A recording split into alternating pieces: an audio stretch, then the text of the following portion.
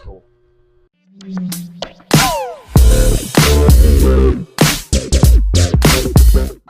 Guys, may hapon, pahinga na tayo sa gym. Naka-ready na tayo. Back to work. Workout tayo ulit. So yan guys, mag-crossover muna tayo. Yan. Nilapit na natin yung yan, hinawakan natin. Crossover lang tayo. Yan. So 12 count. So sarap niyan guys, crossover. Para gumanda yung hubog ng chest. Yan. Tapos nakatayo.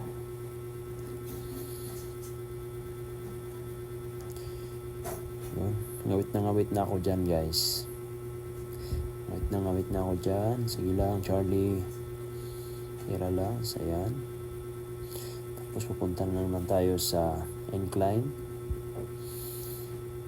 Yan. So dapat guys doon sa dapat tricep dapat ginagawa ko na lang yung isa para naman diretso na tayo, no. So ayan, binubuhat ko na po yung incline 50-50. Magagaan lang muna tayo. Hindi ko na pinakita kanina kung gaano kabigat yung binubuhat ko kasi sabihin nyo sa akin mayabang ako. So yan lang, 50-50 lang muna guys. Yan, medyo nararamdaman ko na yung sakit ng dibdib ko dyan. Yan. Yan, tapos dumbbell tayo. Sinasabay natin yung dumbbell guys para nakapam ng sobra yung chest natin sa upper chest natin. Yan. Hirap na ako dyan kasi ngawit na ako eh. 12 counts. So ayan, tapos na tayo dyan. Dito na naman tayo sa incline pa rin pero close yung gagawin natin. Yan. Hirap na ako dyan.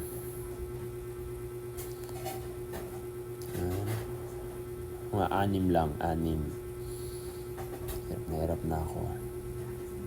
Yan. Isa pa. Yan. Tapos yan, sinasabay din natin yung dumbbell. Yun. Ngawit na ako dyan guys. Pero kailangan natin para lumaki tayo. Yan. So ang tama pa rin yan guys. Sa upper chest pa rin na. Yan.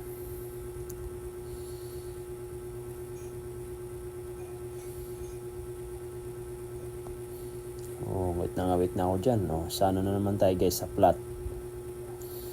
Yan, flat tayo, flat. Flat bench.